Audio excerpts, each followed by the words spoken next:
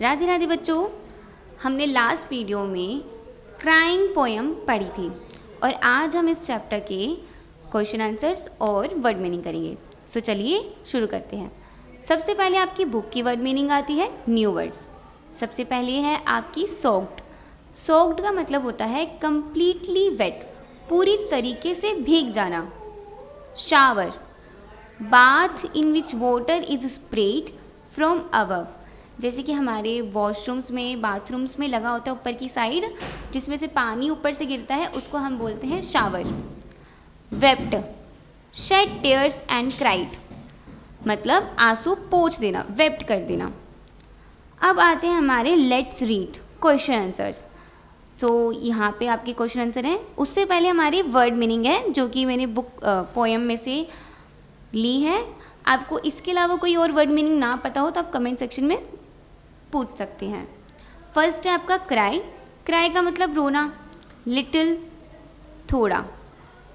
Jump कूदना, until जब तक। बैक पीछे। सिंग गाना। थ्रो फेंकना या फेंक। हाइडिंग छुपाना। वेप्ट रोने लगा या रोता हुआ या पोंछ दिया। यूज़ उपयोग, इस्तेमाल। अब है हमारा लेट्स रीड। लेट्स रीड में हमारे क्वेश्चन आंसर आते हैं। पहला क्वेश्चन है हमारा, according to the poet should you cry a little or should you cry a lot. अब पोएट के हिसाब से, कवि के हिसाब से आपको थोड़ा रोना चाहिए, ज़्यादा रोना चाहिए। तो जैसे कि हमने पोएम में पढ़ा कि कवि के हिसाब से हमें ज़्यादा रोना चाहिए। क्यों ज़्यादा रोना चाहिए? क्योंकि थोड़ा रोने का कोई यूज़ ही नहीं है।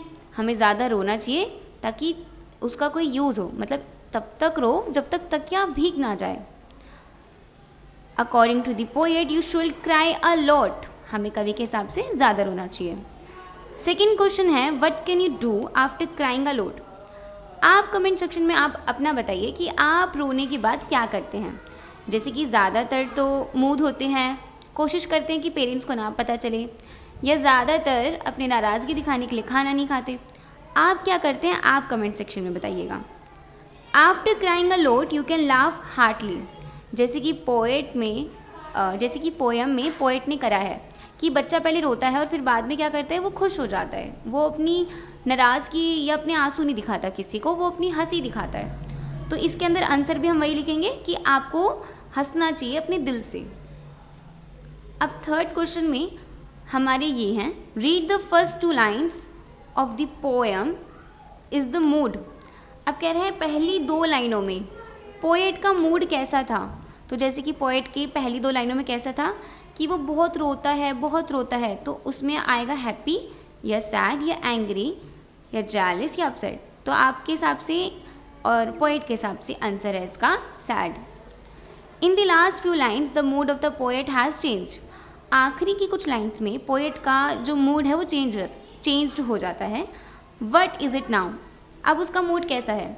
तो जैसे कि पोएम में था कि वो अपना आखिरी आंसू पोंछ लेता है जिसके अंदर उसकी खुशियाँ छुपी हुई थी, और वो अब बहुत खुश है। तो इट्स टाइम इसका आंसर होगा very happy.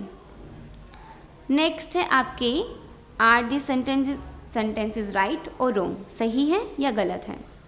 The poet says you must not cry much. क्या कवि हमसे ये कहता है कि हमें कम रोना चाहिए? नहीं, कवि हमसे कहता है कि हमें ज़्यादा रोना चाहिए ताकि उसका कोई यूज़ हो पाए। अच्छा, डब्लू का मतलब है इधर रॉन्ग और आर का मतलब है इधर राइट। तो फर्स्ट का आंसर है wrong. The poet says that you should cry till your pillow is soaked. क्या कवि हमसे ये कहता है कि आपको जब तक रोना चाहिए जब तक आपका तकिया भीग ना जाए? Yes, very right.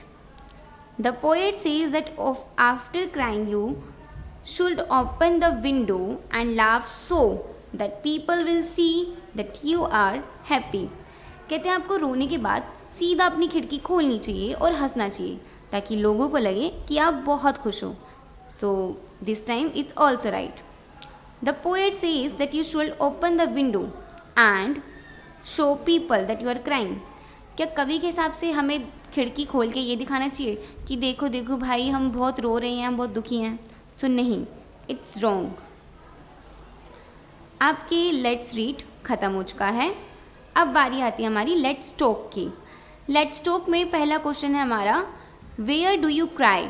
आप कहाँ रोते हैं? What are the things that make you cry? वे कौन सी चीज़ें हैं जो आपको रुलाती हैं?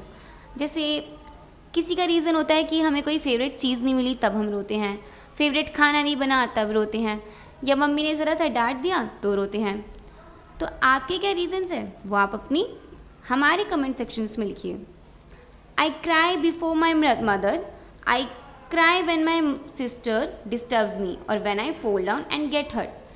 कहते हैं मैं अपनी मम्मी के लिए रोता हूँ, फिर जब मेरी बहन मुझे परेशान करती है तब मैं रोता हूँ, और जब मैं कहीं से गिर जाता हूँ या मुझे चोट लगती है तब मैं रोता हूँ।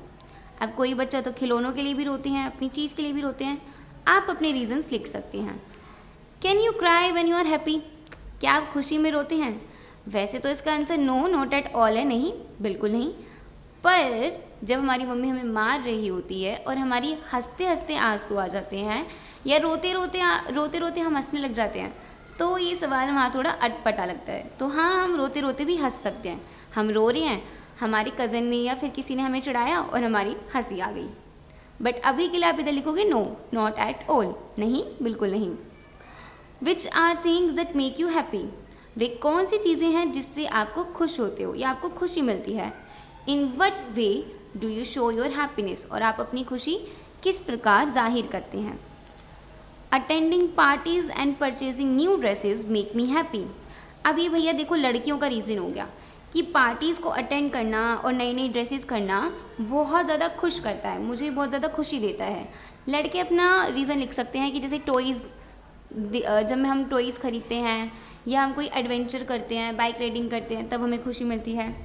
I show my happiness bye laughing loudly and jumping on my bed. और मैं अपनी खुशी जाहिर कैसे करती हूँ?